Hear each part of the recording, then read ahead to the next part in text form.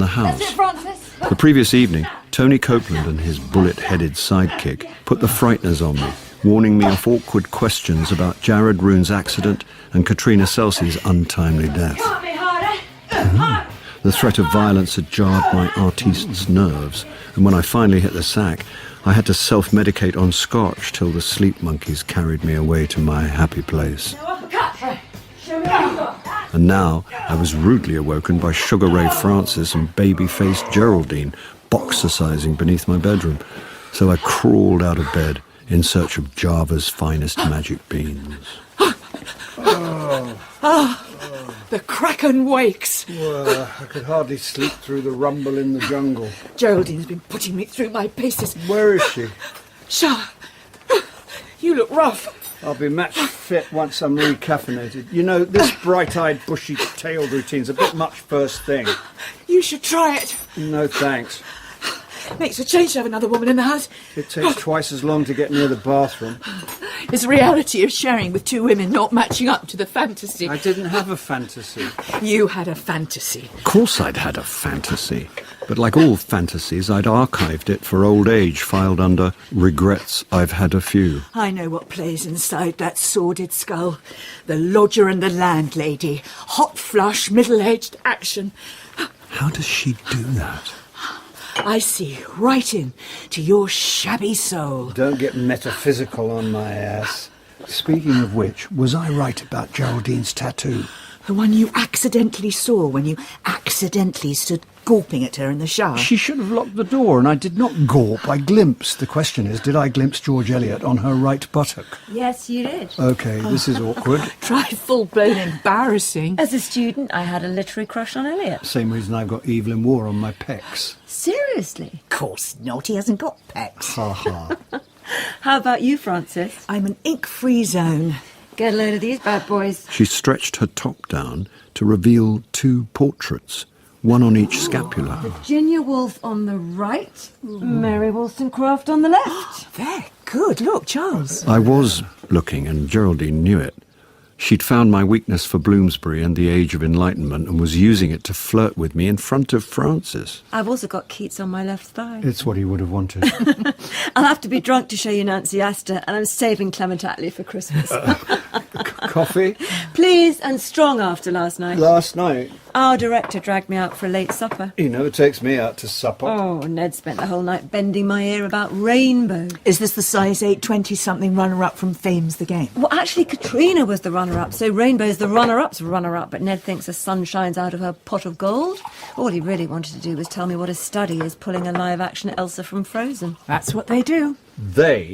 I object to being reduced to a gender stereotype. You spent decades doing that for yourself. Go, Francis. Women. Sexist. So, Ned bought you dinner just to brag about his latest squeeze? He'll do anything to keep Rainbow happy, so if I were Millie, I wouldn't get too settled as Ophelia. I started to wonder how far Ned would go to keep Rainbow. Far enough to murder Katrina Celsey? Time to swing by the one-stop shop for theatrical gossip. Did you say you've got an appointment? No, but he'll see me. Hiya, Pixie. Artemis? Yeah, I know. Yeah, cool. Listen, someone to see Morris? Hang on. Sorry, I didn't catch your name. Paris. Mr. Parrish. No, Paris. Say again? Paris. What did I say? Parish. That's right. No, it's wrong. It's an is, not an ish. Hang on, Pixie, a bit of a thing. No, there's no thing. My name's not Parish, as in late of this parish. It's Paris, like the city. Which city? Oh, for sake! Just tell Pixie Charles wants... Oh, that's all I need.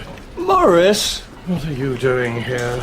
Trying to cross the demilitarized zone. I am not in the mood for clever. You look awful, and I speak as one who knows awful. Are you ill? I was out last night To pick something up. A colossal bar bill. You're hungover? Try to temper your unalloyed glee with a little discretion, Charles. Come on. Where? Put yourself in my hands. I don't know where they've been. You need restorative high-octane coffee. Are you buying? Deduct it from my next fee. Ever the optimist. If I'm paying, we'll go to the cafeteria with a K. The barrister knows me. It's barista. No, this one was a barrister. There's more money in artisan coffee. Is this what it's like being you? Not even close. Bloody Jack Banham. That's a name I haven't heard for a while. Lucky you. I could tell you a few war stories from the back bar of the Coach and Horses. Save them for the memoirs. I thought he moved to the States. Well, he's back. And I think I spent last night with him. Somewhere between yesterday lunchtime and now, I seem to have lost 24 hours. Even I couldn't keep up with Banham. He's a certified 100% proof hellraiser. Yes. You can get away with playing the wild man when you're young, pretty, and turn up to work on time. The Americans put it down to English eccentricity. But once the looks fade, Hollywood's less inclined to excuse the bad behaviour. Is that why he's back? Ostensibly, he's flown in for some family thing, but he's using it as a shopping trip. See if he can pick up his UK career, where he unceremoniously dumped it. Well, if anyone can pick it up for him, you can. After all, you're the agent's agent. But I don't want to be Banham's agent. I'm dreading him turning up again. I'm genuinely scared, Charles. Well, if he does, lock the doors, phone me, and I'll take him out on the lash. You take the bullet. For a bit of insider info. Name it. Have you taken Millie on as a client?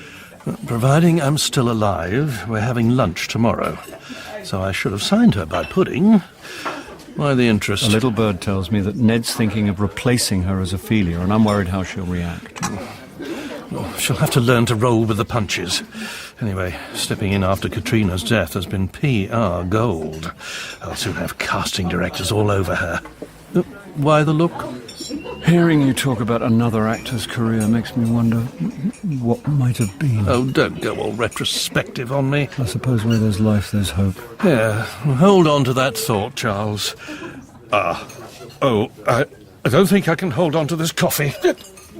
Excuse me. By the time we left, I was pinging off the walls, brain racing, good for thinking, bad for focus, urgently needing alcohol to counter caffeine, and with 7 hours to kill before showtime, I repaired to the French house with Katrina in mind. 1 double scotch and a single soda. Quickly deciding Tony Copeland had too much invested in the show to kill one of his stars, I moved on to further deliberation at the Coach and Horses. 2 double scotches. Millie had done nicely out of Katrina's death. She was playing Ophelia and keen to keep it that way, but was she keen enough to kill? I went outside for air, but air didn't help, so I detoured to the Crown via the 2 chairmen for further analysis of suspects. 1 quadruple scotch and spicy nuts. Over an interim pint at the Dog and Duck, Sam was ticked off the list. No motive. And despite her previous arrest for ABH, I'd dismissed Geraldine by the time I left the Glasshouse stores. 1 whiskey and soda. At the John Snow, I'd come full circle to Ned as my main suspect when... 7 o'clock. The caffeine had worn off by the half-hour call, but as I donned my ghost costume, I realised just how much alcohol I'd drunk. It makes each petty artery in this body as hard as the Nemean lion's nerve. Stand by smoke. Stand by LXQ12.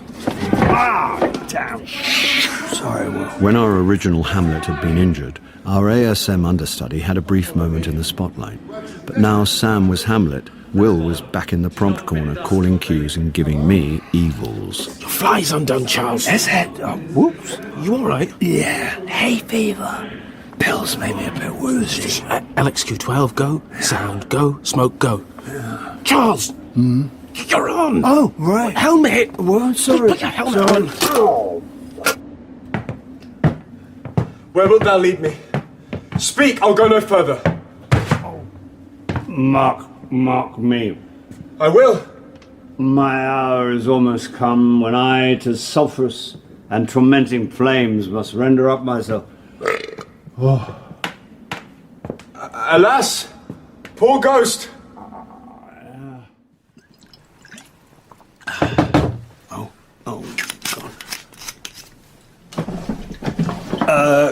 Come in. Hay fever my arse. I'm sorry. Don't play the innocent, you were drunk.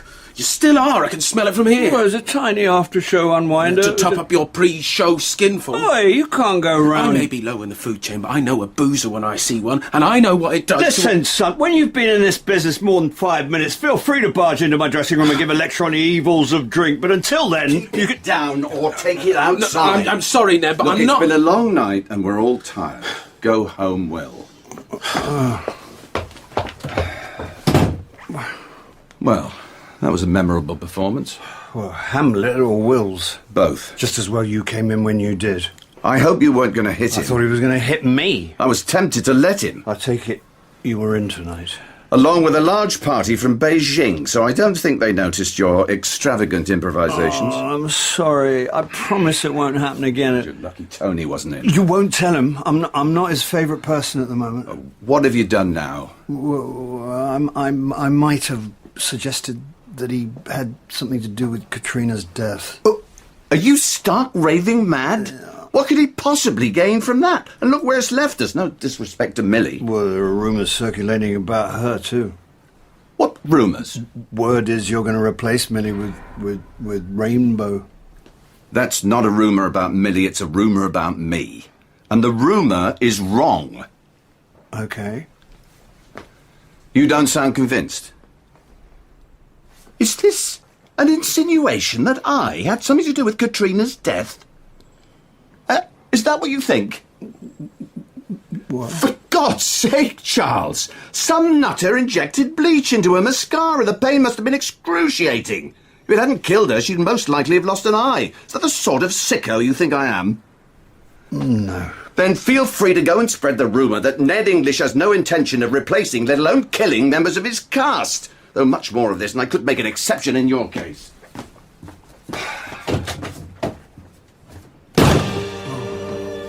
After that, surely a hair of the dog couldn't do any further harm. But the Furies hadn't finished with me yet. Is it true Ned's replacing me with his girlfriend? Well, why don't you ask Ned? I would, but if it's just a rumour, I don't want to put ideas into his head. Well, as far as I've heard, you're safe as a feeling. What the hell, Charles? Oh, Sam, I cannot apologise enough. It was stupid and unprofessional, and it'll never happen again. Shame. It's the most fun I've had since I took over the part. Not sure what the audience made of the burping ghost, though. They were too busy wondering why his helmet was back to front. Oh, no. Oh, Sam, I managed to get that mascara for you. Great. I put it on your dressing room table. And with that, Millie was back at the top of my list.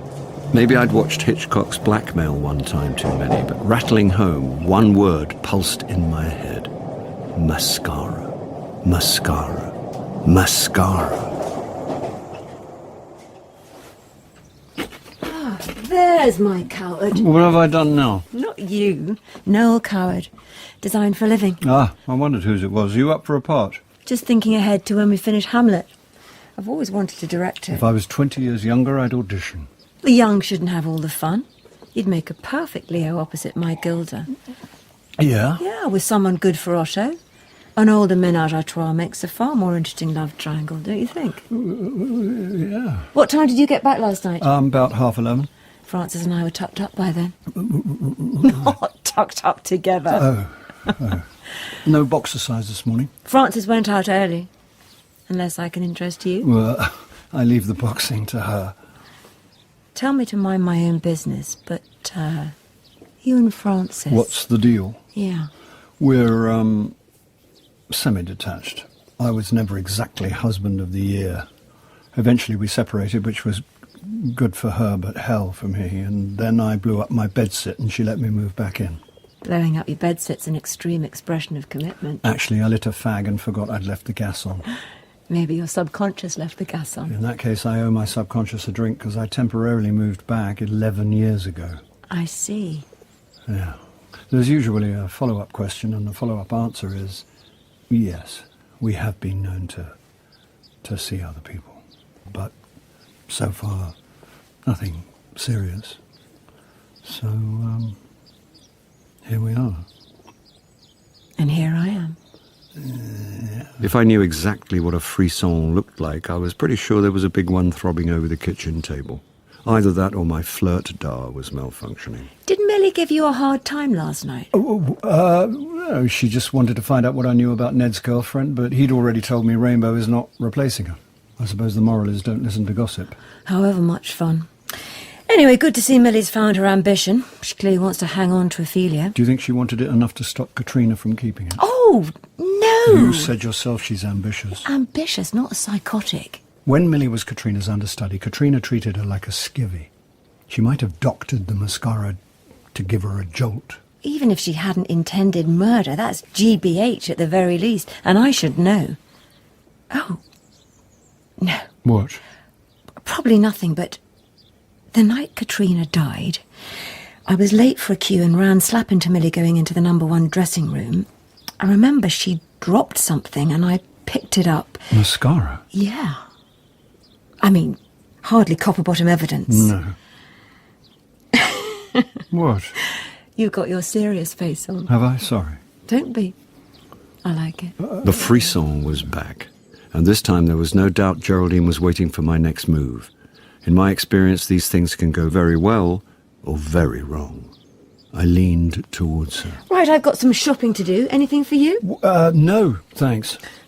Oh, Charles. You don't happen to know if Francis is seeing anyone at the moment? We live, we never learn. After the previous night's pandemonium, I arrived at the theatre early, sober, and clutching a bottle of mineral water to prove to Will, Sam and Millie that I could be as boringly virtuous as their generation. Hi, Charles. Kettle's boiled in my room. You fancy a cup? I don't suppose you've got herbal? Is your ginger zinger strong enough? You could trot a mouse on that, as my mum used to say. I'm surprised you haven't moved to a bigger dressing room. Oh, Katrina's is still out of bounds.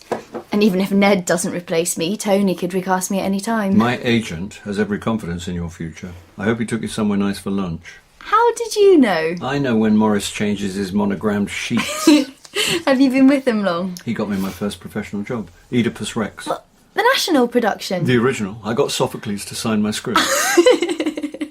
I'm so pleased you've been given this break. I keep pinching myself. Difficult, though, under the circumstances. Oh, I still feel guilty about it.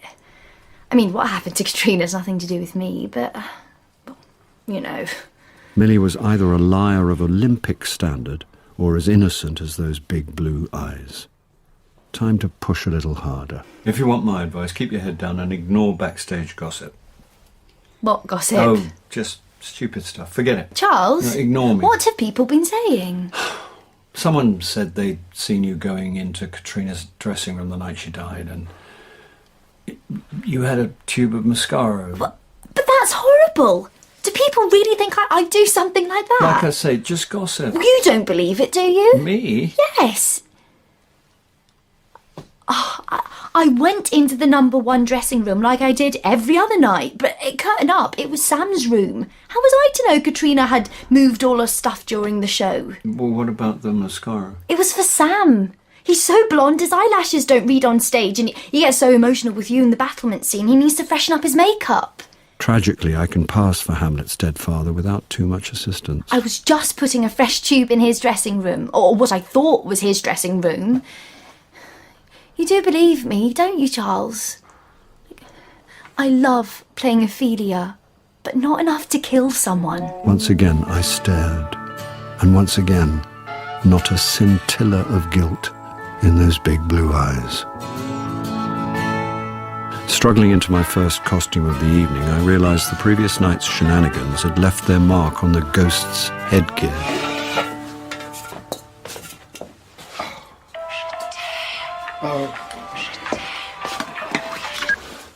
She called me Mr. Boombastic. She said me very fantastic. Well, either you're delusional or she's very easily pleased. Oh, I'll have to put you on speakerphone while I adjust my spectral helmet. A phrase I won't be Googling. I've had a bit of a weird conversation with Geraldine. Snap. This was about our relationship. Snap again. I'll say one thing, she doesn't hang about. How do you feel about it? She's got good taste. Is there no limit to your vanity? What vanity? It's a compliment to you. A compliment to me that Geraldine fancies you. She doesn't fancy me. She fancies you, or that's very much the impression she gave me. She gave me precisely the opposite when she asked about our relationship. Well, what did you tell her? The truth. That we'd separated, that you blew up your flat, have been freeloading off me ever since, and that we've seen other people, but not seriously. Exactly what I said, apart from the freeloading bitch. Then she asked if you were seeing anyone at the moment. Ditto. Design for living. What? She was talking to me about Coward's Play. I don't know it. Well, all you need to know is that it's about a ménage à trois. Well done, Charles. What? This is precisely what you wanted all along. What? Your X-rated interior life is one thing, but you can count me out of whatever realistic fantasy you've been planning. I'm incapable of planning anything. My entire life has been stumbling from one accident to another. You're not accidentally stumbling into a threesome with me and Geraldine. Francis. You may find her attractive, but she doesn't float my boat. And if I was going to swing, I'd have swung long ago. And I'm certainly not doing it with you and your friend. Not with my back. And especially not now they've invented box sets and 70% cocoa solid chocolate. Charles. Remember I put you on speakerphone? Hello, Francis. Geraldine. Geraldine. I was in need of calming stimulants, but after the previous night's fracas, I'd forsworn pre-show booze. I hadn't said anything about tobacco.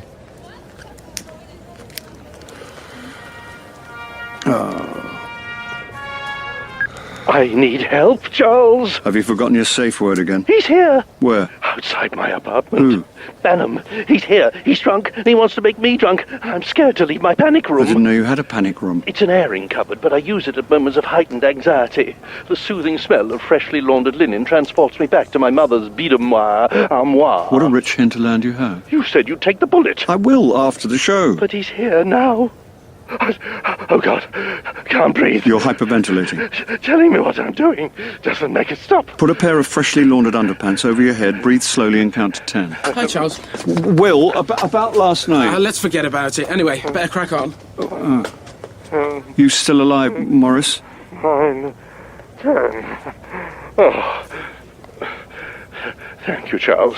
That helped. Always works for me. I never think of you as freshly laundered. Any pant in a storm. And Banham's gone. Sorry about the panic, but I got a text saying, you, me, pre-theatre snifter, and I freaked out. Quite right. A Banham snifter is a regular person's 48-hour bender. It's because of booze he's over here, trying to salvage what's left of his relationship with his son. He's got a son? Well, you're working with him. Will Portman. Jack's real name is Portman. Jack's real name is Nigel. But there was already a Nigel Portman in equity, so he went for something butch to suit the image and the roles he was getting. Anyway, whatever the name, keep out of his orbit. Well, I'm not likely to run into him. Yes, you are. What? He's coming to see Will playing Hamlet. But Sam's playing Hamlet. But that's what I kept telling him. But he was drunk and adamant that Will's going on tonight. Well, no one here's mentioned it. Is Sam ill? I don't know. His phone's off. Oh. No. Like 3 bells in a fruit machine, my head filled with the clatter of pennies dropping. Charles? Sorry, Morris. I've got to go. But I did... All this time I'd been wondering who hated Katrina, when I should have realised she was just in the wrong place at the wrong time. The door to number 1 dressing room was ajar, but the room was dark, so either Sam wasn't in there or I was too late. I took a deep breath and went inside. Fortunately, my ghostly helmet stood up to the impact of whatever had been brought down onto it. A fist to my solar plexus, then my assailant made to escape, but I gasped enough breath to pull him away from the door. You're not going anywhere. Hey, don't! Please don't hit me! Still wounded, I blocked the door with my back and switched on the overhead light. Will was slumped in Sam's armchair where I'd pushed him. I had to, Charles! Shut up. You don't understand! I understand more than you think. What's going on in there? Hang on, Sam. What are you doing in there, Charles? I saw a rat and I've got it cornered. I need to get into costume. Give me 5 minutes. Go to Millie's room. This is ridiculous. He doesn't know the half of it. Were you planning to kill Sam too, or just hospitalise him like Jared? Jared? I didn't touch him, I swear. It was worth a shot to confirm what I already half knew and Tony Copeland good as owned up to. But it worked out well for you, though, didn't it? Unknown understudy steps into lead role. Famous dad flies in to see his son take West End by storm. Were they the headlines you imagined? It wasn't like that. Then Sam Newton-Reed enters stage left and everything goes belly up till you had the brainwave to doctor his mascara. I didn't think it would do any real harm. come. Oh, really? I just wanted him out of the way for a bit. You didn't bargain for Katrina moving into Sam's dressing room halfway through the show. Of course I didn't. She's dead because of you. It was an accident. No, Will. Tripping over is an accident. Trying to hurt one person and killing another is murder. I just wanted to show my old man I could do it. You know, he walked out on me when I was 4. So do a lot of feckless dads. But they don't keep reappearing on billboards and the sides of buses and 30-foot-high cinema screens. Oh, get over yourself. I just wanted to show the great I am I could do it too, and I didn't need him. Sorry, Will. Listening to your self-pity is above my pay grade. What's money got to do with anything? Spoken like a trust fund kid. Tell it to the Met. They love to hear the story of your life. I'll wait for the audio book. I got through the show on autopilot, scared to look Geraldine in the eye. Unlike the previous night, Gertrude had no trouble ignoring the ghost. I just wished I could remain invisible when I got home. She doesn't have to move out tonight. She's only going to stay after my phone rang. I hate scenes. There doesn't have to be a scene. Great, I'll be down the Drummer Monkey. Phone me when she's gone. Don't even think about it. I've booked a taxi. You know, I'm sure this has all been a bit of a misunderstanding. Yeah, which bit did I misunderstand? The bit about you not finding me attractive, or the bit about you preferring box sets and 70% chocolate to the idea of sex with me? If it helps, I think you're attractive. Shut up. Don't tell him to shut up. Ah, the little woman speaks up. How dare you? So bohemian in your semi-detached, suburban, Middle English marriage. Vanilla through and through. I like vanilla. Time you left. I'm going. Not quickly enough. I'll give you a hand. Don't touch my stuff! Step away from the bag. Yeah, I'm only... I won't tell you again. Whoa! Get away from him, you bitch! You want a piece of me? Bring it on. I think that's your taxi.